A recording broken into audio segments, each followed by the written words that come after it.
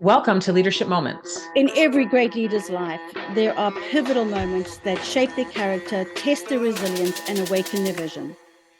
Together, we'll uncover the invaluable lessons hidden within these transformative moments. We have a rare instance that Tracy Ann and I are together today. We are traveling, speaking at another event, talking about resilient leadership. And we want to talk about what we're hearing about. Yeah. Stacey and I have done 10 speaking engagements now across the country in all of the major capitals. And we're hearing some big key themes. Number one, change. We talk about it a lot, but the reality is it's real and everyone's talking about it. Number two is resiliency.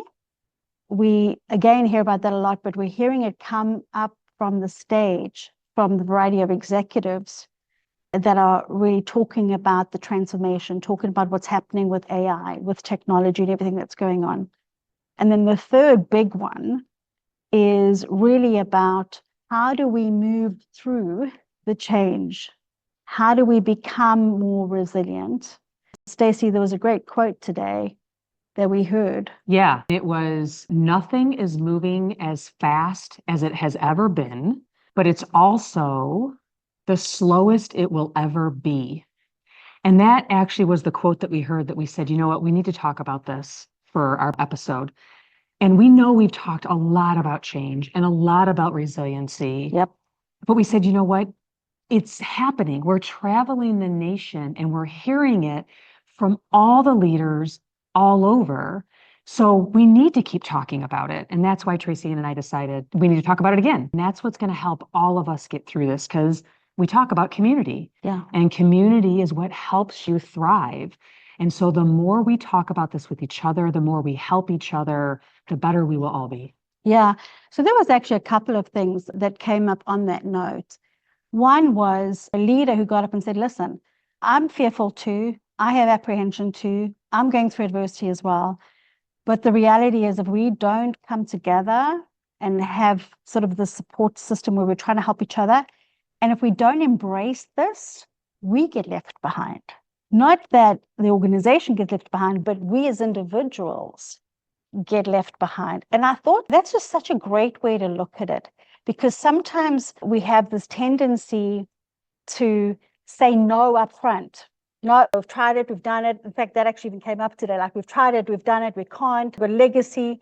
But the point was education, research, not over education, not over research, but education and research. Get yourself educated. Do the research. Give yourself the opportunity to have a knowledge base, because it's going to happen whether we like it or not. So if you go in with that different mindset, you have that realization that you either get on the boat or you get left behind. Yeah, and what I love about that is you have a senior leader standing up, and this is at a conference, right? So people are there looking up to this person that's on stage, hundreds of people in the room, and that leader had the guts to say, look, I'm nervous too. I'm having a hard time with this too. And so when you are feeling that, telling your team is really important. Yeah. You being vulnerable. Now, yes, you need to say it, and then you do need to help move forward. But being able to say, I'm there with you too, and we're going to figure this out together, people will follow you even more doing that. It's the respect factor. It gives you credibility, it gives you trust. And there's also psychological safety in that, in terms of it's okay for me to be vulnerable and say, I don't know. I'm nervous. I'm fearful because I don't know anything about the subject, or I don't know what I don't know. And going into that and embracing that. The other key point that was raised, and this gets back to community, was have a network. Yes. Have a network of mentors and advisors. And the point was not that they're one and the same. Depending on the topic, it might be around leadership, it could be around your team, it could be around technology. Just figure out who your people are that you can go to and have those vulnerable conversations or important conversations, or even just the brainstorm. Yeah. Right? Yeah. Very critical. We all have that, but now more than ever, we all need it. We're not on an island. There are many things that come at us for the first time that we haven't experienced. That happens throughout your entire leadership journey. That's going to happen. But having that network of people around you to sort of problem solve, dive in, and just even get a different perspective. Yeah, so important. And that kind of leads into the resiliency piece, which was our second piece. And that's what we are traveling and talking about all the time. We have our own proprietary framework to help people with resiliency, and that's what we teach people. But in speaking of that, there's so many pieces. So do you want to talk about maybe some part of that? Yeah, sure. First of all, resiliency is not a luxury. Not anymore. It's table stakes. We all have to be that way. And even if you look at the government sector, for instance, they are building resiliency planning structures. They have chief resiliency officers that are being put in place. Over 50% of the local government entities have these resiliency officers. Well, there's a reason for that. It's not going away. And one of the things that Stacey and I have been talking about is you need to be the chief resiliency officer too. It's not one person's job, it's all of our jobs to be that. So what does that really mean in this context? And the first thing we always talk about is awareness, your own personal awareness, your own personal triggers. How are you responding to your ecosystem? Are you looking at it objectively? Are you looking at it from a point of bias? Or are you really getting other people's points of view? All of that is about the knowledge, your own self-awareness, but it also then makes you a much more pragmatic and calmer leader, where you're not getting emotionally charged under the pressure that we sometimes feel when we're in these very stressful situations. It is about self-management. Yep. And then also helping the rest of your peers, your team, and your organization through becoming resilient. And there's been studies done that show how important this is for organizations to be able to be successful. They have to be resilient. And so that's why we've been traveling and talking about it, and why it's so important for you to understand what the resiliency is all about. We actually have a chapter in our book specifically around resiliency as well, that we're hoping people can pick up and reread to help remind them of what that is too.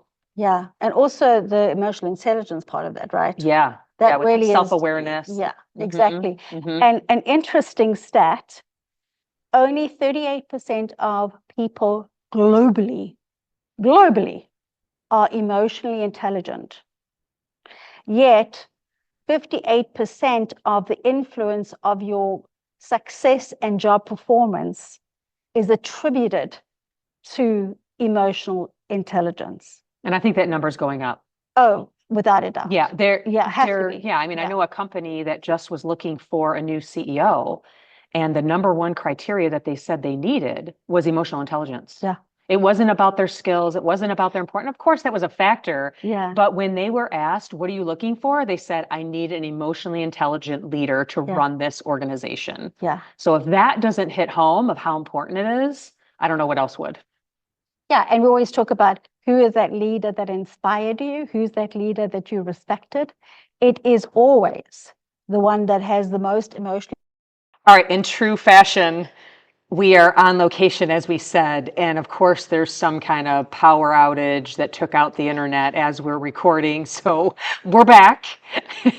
But let's talk about the third thing, Tracy Ann, and that's about mindset over mindset. Yes. And optimism, how we work through this change, being resilient. Do you want to talk a little bit about that? Yeah, I think first of all, Mr. John Register was in the house and he was talking about mind sight versus mindset.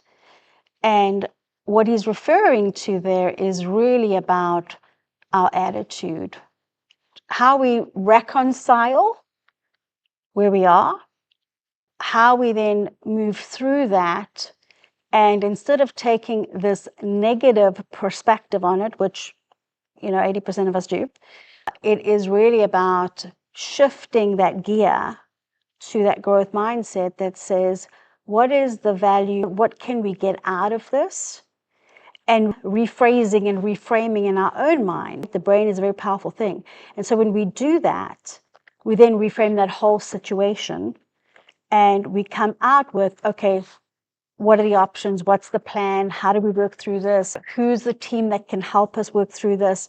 So, I mean, I'm seeing you nod because you both sit there, look at each other and go, yep, we've been through this. We've been through this. We know all about this. And let's talk about that stat you said. 80% of our thoughts are negative first. We have to fight to think positive and to be optimistic. And now that we recognize that, we can be intentional, we can have our accountability partners, and we can make sure that we are, so we as leaders can show up to our team members, to our peers, to our organization as the optimistic view. That's right. When you're going through this change, it's what can I learn from this? What knowledge can I gain? What experience will I get that I wouldn't have gotten otherwise, right? There are things that nobody can take away from you as you go through this experience, and it's only going to help you progress in your career. And you need to focus on those things instead of focusing on the, oh, woe is me. Oh, I could go on and on. We're not going to even go there. I don't even want to say the negative words on it, but you need to find the positive. So what can I gain? What can I learn? And help your team understand that too. Talk to your team and say, okay, what can you learn from this? What do you think you're going to be able to leverage from this? One of the things that I always say is everything we do in our life, if you've listened to any of our podcasts or anything that we've done, everything you get to keep. That's a choice. And so when you're going through new learning, very uncomfortable learning experiences, none of us feel comfortable in that situation. But what you have to remember is that you are learning something that is going to help you and aid you in the future. Every experience, every new experience is something that you know now and you can work through. The first time is always the hardest. So it's always about how do I work through that? How do I get through that? How do I help my team through that? But the point is, it's an investment in yourself. Yeah. All right, I think that's a wrap. We just wanted to talk a few minutes about what we're hearing all over the nation. Yeah. And yes, we might have change fatigue, but we need to keep talking about it. Yes. So keep helping each other, keep learning and listening, and we'll do this together. Fantastic. Together we can make a difference. And that concludes another episode of Leadership Moments. We hope you found inspiration and valuable insights in what we shared today. Remember, leadership is not defined solely by titles or positions, but by the choices we make and the moments that shape us. Embrace the challenges that come your way. They may be the very moments that propel you toward greatness. We'd love to hear your thoughts and stories as well. Connect with us on our website at leadershipmomentspodcast.com or through social media on Instagram at @be the game changer. And StacyCaster_. Remember, your leadership moment could be just around the corner, waiting for you to seize it. This is Stacy Caster, and what doesn't challenge you won't change you. This is Tracy Ann Palmer, and be the change you wish to see in the world.